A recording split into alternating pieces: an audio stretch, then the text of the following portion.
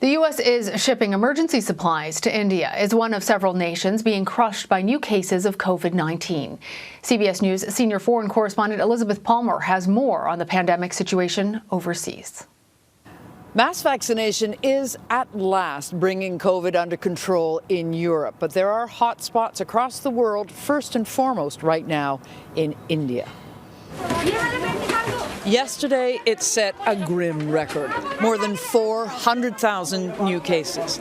To say hospitals are overwhelmed is an understatement. Medical staff are working flat out against huge odds, and everywhere there's a shortage of oxygen. People wait for hours in the street to refill tanks for home care. A Sikh temple in East Delhi even set up curbside oxygen distribution for the very sickest, like Abu Sadat, whose brother has been trying to get him into the hospital for a week. No more beds in hospital. More than 3,500 Indians died yesterday. Makeshift crematoriums have even sprung up in parking lots, with the fires going day and night.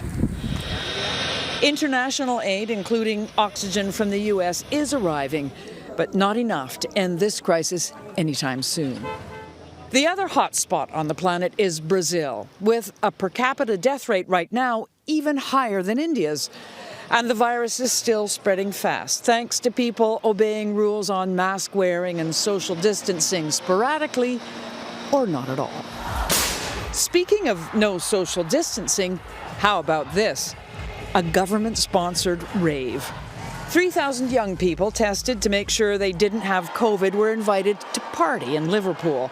They'll now be tested every day to find out if mass events like this can take place safely over the summer. And the outlook for the UK is good. Daily deaths are down from more than 1,000 back in January to just 15 on average last week. Lana? Good in some ways and then shocking in so many others. Elizabeth, thank you. For more on how the Biden administration is responding to the surge of cases in India, let's bring in CBS News correspondent Christina Ruffini. Christina, the U.S. announced Friday that it would bar entry to most foreigners from India due to the surge of cases there. I want to play for our viewers Vice President Kamala Harris addressing this travel restriction on Friday.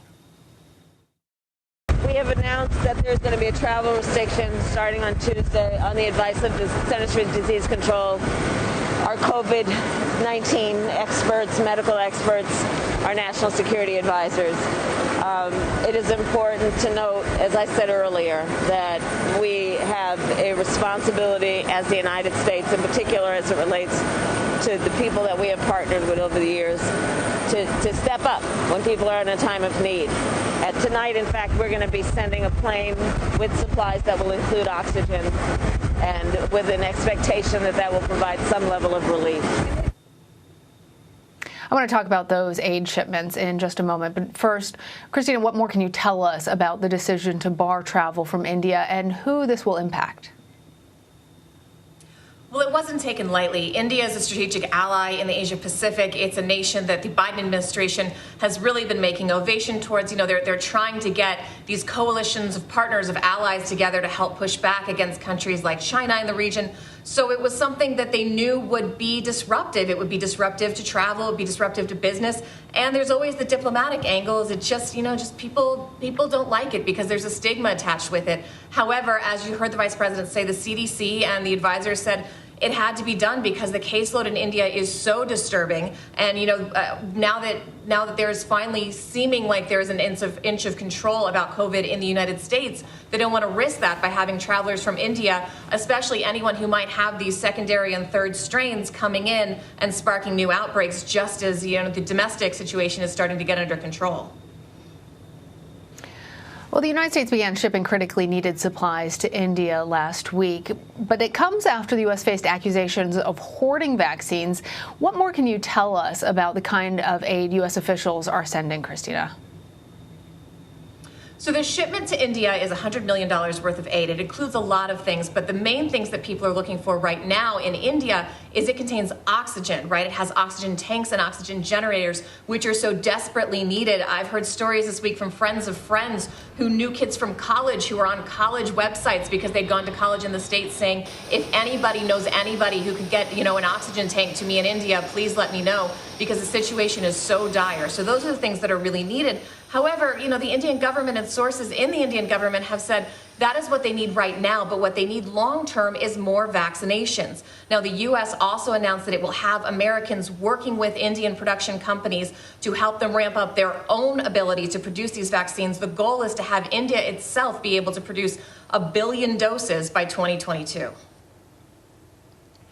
And an interesting thing that I want to get your take on, there are other countries like Russia and China who are actually ahead of the U.S. when it comes to distributing vaccines to other countries. What more can you tell us about this? Right. So Russia and China have really used their vaccines as a tool of diplomatic soft power. In some cases, even before their own populations were getting these vaccines, they were going to countries, some of whom have been traditional Western allies, U.S. allies in Europe, in South America, and said, look, the U.S., the Europeans don't have vaccines to give you. We'll give you Sinovac, or we'll give you, the Sputnik vaccine. And in a lot of cases, they were accepted. Whereas the U.S. has taken the airplane safety video approach, which is adjust your own oxygen mask, make sure you're safe before helping the person next to you. And the Biden administration has said over and over again, its priority is making sure Americans get those vaccines. But now that we're seeing the population get more vaccinated, now that it seems like if you want a vaccine, you can pretty easily get one in most places, we'll have to see if the administration is more willing to let other countries not only have those vaccines, but buy them. Because at the moment, many of those vaccines, it's not even putting up, if you wanted to buy them from the U.S., they're not available because the U.S. has wanted to keep those doses for Americans first. And diplomatically, it's rankled a lot of allies, especially allies like India, allies like Brazil, who've been very hard hit by this, who've said, we need vaccines, you have vaccines. But so far, if they want them, they're getting them from Russia or China for the most part. Christina, I want to circle back up to something that you were saying in the beginning when we were talking about the travel ban and actually follow up on that point a bit, because in the early weeks of the pandemic, former President Donald Trump faced criticism from Democrats after he announced a travel ban against China, which was then followed by restrictions against travel from Europe. People then rushed to enter the U.S. before those travel bans went into effect, and health experts say that likely brought more cases with them. Can you tell us how the Biden administration is trying to avoid a repeat of that? And is the Biden administration facing similar criticisms for their travel ban now? It is. Travel bans are one of those things that no matter when you do it, no matter how you do it, it's gonna tick off somebody, right? People were saying when the travel ban went into place this week, it should have been last week. They should have done it sooner. Other people were saying people need more time to get home. People need more time to get on flights.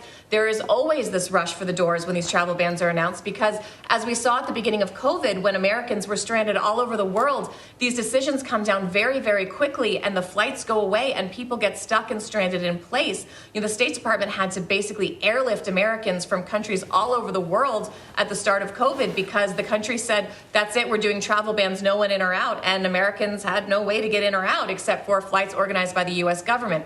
We haven't heard that there's going to be any necessity for those kinds of flights yet in India. Commercial travel is still available if you can get on it. And of course, U.S. citizens are allowed back in the country, but non-citizens, and if you don't have a reason to be here, there is a travel ban coming in and out of India. And again, that's an effort to keep what is a heartbreaking level of pandemic, hopefully from American shores once again. Christina, as people are thinking about the U.S. situation and the appearance that we are getting a handle on the pandemic domestically, they may think the situation playing out in India doesn't really pose such a serious risk here in the United States, particularly as this travel ban is put into place. But that's not the case. Can you explain why? It's not the case because, as health experts have said over and over again, a pandemic anywhere is a threat to people everywhere, right? As we saw in China when people were saying, oh, that'll never come here, that wasn't the case. It's a globalized society. People move frequently through countries, through borders, and you can never guarantee that any kind of illness, any kind of virus is going to stay in one place. So there is this new sense of security, right? Because we have vaccinations. But what's unclear is if this pandemic is able to rage in India, if we see more and more of these variants that are harder to treat, they're easier to catch, that could end up back on the U.S. shores. And it's untested so far how well these new vaccines are going to do against all the variants, or it could create a new variant if the pandemic is allowed to rage, and that's just not something any of us want to do. So it's a global issue, and it's a global responsibility for everyone to help any of these hot spots lighten the load, because it's going to impact everyone sooner or later, and we certainly saw that in the last year with COVID-19. All right, Christina, thanks for laying all of that out for us. Thank you so much.